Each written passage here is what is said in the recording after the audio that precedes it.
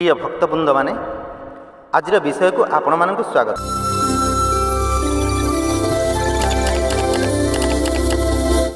विशेष सूचना यही कार्यक्रम रे प्रवचक मतामत संपूर्ण निजस्व एथिरे जदि किछि त्रुटि विच्युति थाए तेबे सेथिपाई आमर डेली साधुवाणी चैनल किंबा चैनल रो सदस्य माने केही दायी रहिबे नाही। आजिर अनुचिंता को आपण मानक स्वागत। ओम नमो भगवते वासुदेवाय। प्रथमे आजिर अनुचिंता जदि आपण सदाबेले अभाव अनाटन भितर गति करुछंती धन संचय करिपारु नाहांती ताहले एही चारोटी जिनिस करि देखंतु ना, निश्चित रूपे धन संचित हेबो। अभाव अनाटन रु बाहरी आसीबे, पालन करंतु ना, निश्चित रूपे मंगल हेबो। से जिनिस गुड़िया जानिबा पूर्वरु जदि आपण महादेव भक्त होइथांती ताहले आम चैनल को सब्सक्राइब करी वीडियो को गोटे लाइक करि दियंतु। महादेव आपनकर मंगल करिवे। तेबे से चारोटी कोन कोन आसंतु जानिबा। सर्वप्रथमे नंबर 1, शनिवार दिन सूर्य उदय पूर्वरु स्नान सारी गोटाए गईस गछ पाखक जाई से गईस गछ को धूप दीप देई नमस्कार करी मनरे माँ लक्ष्मी को स्मरण करी गईस गछटी को उपाड़ी तार चेरटी को आनी निज घरर ठाकुर घरे ठाकुरंक पाखरे रखी नित्य ठाकुरंक सहित गईस चेरटी को पूजा करंतु। देखिबे धन संचित न होइतिले निश्चित रूपे धन संचित हेबो। नंबर 2, घरर प्रवेश द्वार आगरे तुलसी किंबा मल्ली फूल गछटिए लगांतु एवं सकाळु उठिबा परे सेही गछ दुईटी को दर्शन करंतु। यह मध्य धन संचित हेबार उपाय। ए दुईटिरु गोटिए गछ भी लगेले हबो। नंबर 3, जेते बेले भी आपण सकाळे मुख्य द्वार खोलंती सेतेबेले माँ लक्ष्मी को स्मरण करंतु किंबा देवी लक्ष्मी को फोटो को प्रणाम करी द्वार खोलंतु। माँ लक्ष्मी आपणक उपरे शुभ दृष्टि पकेइबे, शुभ दृष्टि देवे। नंबर 4, देवी लक्ष्मी को पाद चिन्ह ओम एवं घरर प्रवेश द्वार रे शुभ लाभर प्रतीक रखंतु। देखिबे नकारात्मक शक्ति दूर होई धन आसीबार आगमन होइथाए। पालन कले फलप्रद हेबो। परीक्षा करी देखंतु ना, यह करबा द्वारा भूत प्रेतर मध्य भय रहिबो नाही। आज्ञा भूत प्रेत कथा कहिबारु गोटाए कथा मन पड़गला, गोटाए कहानीटे मन पड़गला। बढ़िया कहानीटे शुणु, मजा लगे। आज्ञा आजिकाली तो आउ मशाणी भूत प्रेत को कहीं मानु नाहंती ना। सहरांचल कौन गाँ गाँवली कौन कहीं आउ मानु नाहंती मशाणी भूत प्रेत को। आजिकाली आपण माने देखुथिबे सबू लोके मशाणी रे बसी मद पियंती, चाखणा खाती, मशाणी उपरे घर करिकी भी अनेक लोक रही गलेनी। आउ तो कहीं मानु नाहंती ना मशाणी बोइले। हेले कौन हैला, दिने गोटे गाँटीए बढ़ी बढ़ी मशाणी उपर जाए बढ़ीगला। हेले से मशाणी रे गोटे भूत रहुथाए। से मशाणी उपरे जड़े लोक घर करिकी रहीगला। मशाणी माने तो भूत प्रेत चंडी चामुंडा पिशाच जागा ना। से मशाणी उपरे जड़े लोक घर करिकी रहीगला। से लोक ता स्त्री दुईटी छुआ तार एमती से घरे गोटे परिवार 4 जन रहुଥିଲେ। से भूत दिने मनरे भाविला, ए लोक गुड़ाक बहुत खराब म। हाँ, आमर जगह गुड़ाक तो माड़ी बसी रहीगले एमाने, ताहले आमे रहिबु कोउठी? भूत मनरे चिंता कला, ए लोकटी को केमिति तड़ीबे एठू गले सिना मु एठी रहिबी, ये एठू गले सिना मु एठी रहिबी, नहले मु जीबी कुआडे। भूत आउ पारिलानी।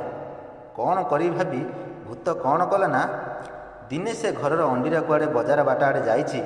ए भूत कौन करिछि ना, से घरर अंडीरार भली रूपटिए धारण करी से घरर बारंडारे बसिछि। जी भी बाटरे जाउछि आसुछि बाटुआ घाटे सब देखुछंती, से घरर लोक भली तो देखा जाउछि। आउ किए बा काहेकि कौन पचारिबो। भूत शांति रे बसिछि। से घरर अंडीरा कुआडे बजार बाट आड़ू बुली बुली आसिला, देखिला ता घर बारंडारे किए गोटे बसिछि। सी कहीं बा जानिबो एटा भूत बसिछि बोलिकी। देखिला किए गोटे ता बारंडारे बसिछि। भाविला काले मोते किए अपेक्षा करिथिबो, सेइथिपाई से तरतर होई घर मुहँ को आसी चमकी पड़िला। देखिला आ भाविला कि रे हे एटा किए मोरी भली तो देखा जाउछि। ମୁଁ ତ ଆକୁ ଆଗରୁ କେବେ ଦେଖିନି, କିଏ ହେଇଥିବ ଏଇଟା? ମଣିଷ ଏମିତି ଭାବି ସେ ଭୂତକୁ ଥିରିକିନା ପଚାରୁଛି, ଭାଇ ତମେ କିଏ? ତମର କେଉଁ ଗାଁ? ଭୂତ କହିଲା, ଆଗେ ତୁମେ କୁହ, ତୁମେ କିଏ? ତମର କେଉଁ ଗାଁ? ଏ ମଣିଷ ପୁଣି ଚମକି ପଡ଼ିଲା। ମଣିଷ ବଡ଼ ଚିନ୍ତାରେ ପଡ଼ିଗଲା।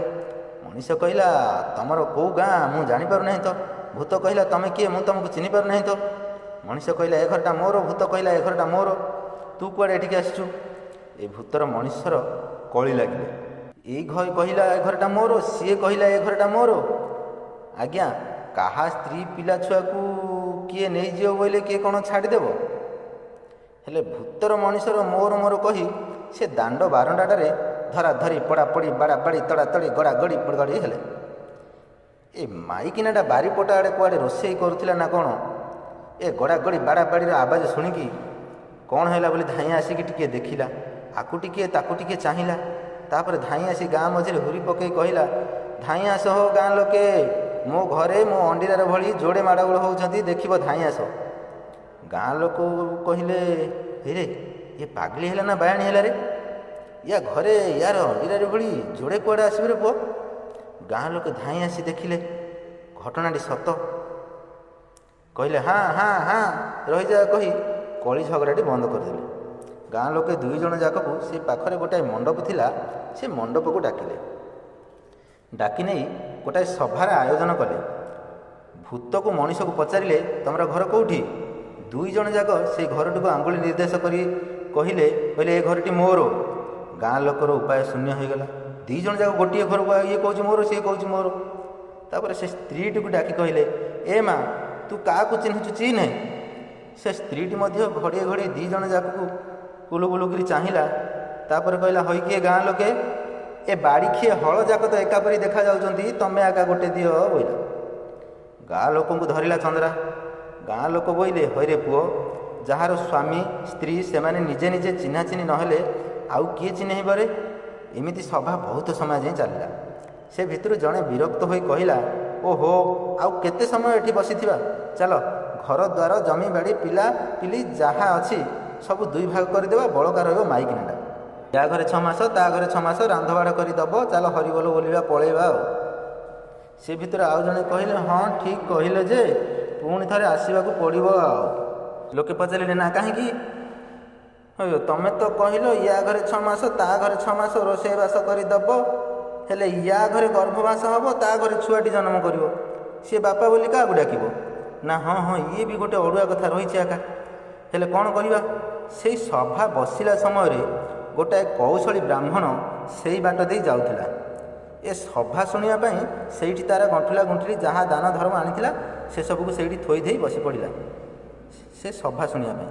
ସେ କୌଶଳୀ ବ୍ରାହ୍ମଣ ଏ ସଭାର ସବୁ କଥା ଶୁଣି କହିଲା, ନାଇଁ ହେ, ଏ ସଭାକୁ ଗୋଟାଏ ମାଠିଆ ଆଣ, ନ୍ୟାୟ ଭାଙ୍ଗିବା। ଗାଁ ଲୋକ କହିଲେ, ହୋ ଗୋସେଇଁ, ଏ ମାଠିଆରେ କି ନ୍ୟାୟ ଭାଙ୍ଗିବ ହୋ? ବ୍ରାହ୍ମଣ କହିଲେ, ଓହୋ, ତମେ ତ ନଈ ନ ଦେଖୁଣୁ ଲୁଗାପଟା ଖୋଲି ପକାଇବ, ଆଉ ତମେ ତ ଚକୁଳି ଖାଇବା ଲୋକ, ଚକୁଳି ଖାଇବ, ବିନ୍ଧ କାହିଁକି ଗଣୁଛ ହୋ? ତମକୁ ଯାହା କହିଲି ସେୟା କର, ଯାଅ ମାଠିଆଟିଏ ଆଣ, ମୁଁ ନ୍ୟାୟ ଭାଙ୍ଗିବିନି। ଲୋକେ କହିଲେ, ହଉ ଗୋସେଇଁ, ରାଗନ୍ତୁନି, ଆମେ ମାଠିଆଟିଏ ଆଣୁଛୁ କହି ସଭାରୁ 2 ଜଣ ଲୋକ ଉଠି ଯାଇ ମାଠିଆଟିଏ ଆଣି ସଭାରେ ରଖିଲେ। ଏ ବ୍ରାହ୍ମଣ ଭୂତକୁ ମଣିଷକୁ 2 ଜଣ ଯାକକୁ ପାଖରେ ଡାକିଲା, କହିଲା, ଏ ଶୁଣରେ, ଏ ମାଠିଆ ଭିତରେ ଯିଏ ପଶିବ ରହିଯିବ, ଆଉ ଥରେ ଏ ମାଠିଆ ଭିତରେ ଯିଏ ପଶିକି ରହିଯିବ, ଆଉ ଥରେ ବାହାରକୁ ବାହାରି ପଡ଼ିବ, ତାକୁ ଏ ଘର ଦ୍ୱାର ସ୍ତ୍ରୀ ପିଲା ଛୁଆ ସବୁ ଦିଆ ହେଇଯିବ, ଆଉ ଯିଏ ନ ପଶିବ ତାକୁ ଏ ଗାଁରୁ ବାଡ଼େଇକି କଢ଼ା ହେବ। ମଣିଷ ଭାବିଲା, ଆଚ୍ଛା ନ୍ୟାୟ, ମୋର ଗୋଡ଼ଟା ସେ ଭିତରେ ପଶିବନି, ମୁଁ କୁଆଡ଼ୁ ସେ ଭିତରେ ପଶିବି ଭାବି ମଣିଷ ଧୀର ବସିଛି। ଭୂତ ମନରେ ଭାବିଲା, ନ୍ୟାୟଟା ମୋ ପାଇଁ ଆକା ହେଇଥିଲା ଭାବି ବସିଥିଲା, ଖପକିନି ଛିଡ଼ା ହୋଇ ପଡ଼ିଲା। କହିଲା, ହେଲେ ଗାଁ ଲୋକେ, ମୁଁ ତ ସବୁ ଶୁଣିଲି, ମୁଁ ଏ ଭିତରେ ପଶିଯିବି, ଆଉ ଥରେ ବାହାରି ପଡ଼ିବି, ମୋତେ ସବୁଯାକ ଦେଇ ପକାଇବ ତ? ଗାଁ ଲୋକ କହିଲେ, ତୋର ତ ନ୍ୟାୟରେ ହେଉଛି, ଆଉ ପଶୁନୁ। ଭୂତ ତ ଗୋଟେ ପବନଟେ ମାୟାଟେ, ସିଏ କ'ଣ କଲା, ସେ ଭିତରେ ଧକ ଧକ ଧକ ଧକ ହୋଇ ପଶିଗଲା। ଯେମିତି ସେ ଭୂତ ମାଠିଆ ଭିତରେ ପଶିଗଲା, ଏ ଯେଉଁ ମାଠିଆ ଆଣ ବୋଲି କୌଶଳୀ ବ୍ରାହ୍ମଣଟା କହିଥିଲା, ସେ ତାର ଜାଣିକିରି ଆଗ ଗୋଟେ ନଡ଼ା ବିଡ଼ା ପଛପଟ ଆଡ଼ୁ ଲୁଚେଇକି ଧରି ବସିଛି। ଭୂତ ଯେମିତି ପଶିଲା ସେ ମାଠିଆ ଭିତରେ, ଇଏ ଦୁମ୍ ପୁରା ଚୁଣ୍ଟା କରିକି ନଡ଼ା ବିଡ଼ାଟା ମାଟି ମାଠିଆ ମୁହଁରେ ମାରିଦେଲା। ସେ ଭୂତ ଥିବା ମାଟି ମାଠିଆକୁ ଗାଁ ବାହାରେ କୁଆଡ଼େ ନେଇ ଖାଲ ଖଣା ଖତା ଖୋଳି ପୋତିଲେ କି ପୋଡ଼ିଲେ, ଯାହା ଘରେ ତା'ର ସ୍ୱାମୀ ସ୍ତ୍ରୀ ପିଲେ ଛୁଆ ରହିଲେ। ପ୍ରିୟ ଦର୍ଶକ ବନ୍ଧୁ, ଏହାପରେ ରାଶିଫଳ। ଆଜି କନ୍ୟା ରାଶି ବିଷୟରେ ଆଲୋଚନା କରିବା। କନ୍ୟା ରାଶିର ବ୍ୟକ୍ତିବିଶେଷମାନେ ଆଜି ଆପଣ ମନୋରଞ୍ଜନ କିମ୍ବା ବାହ୍ୟ କାର୍ଯ୍ୟ ଏବଂ କ୍ରୀଡ଼ା ଅନ୍ତର୍ଭୁକ୍ତରେ ସଫଳତା ହାସଲ କରିବେ।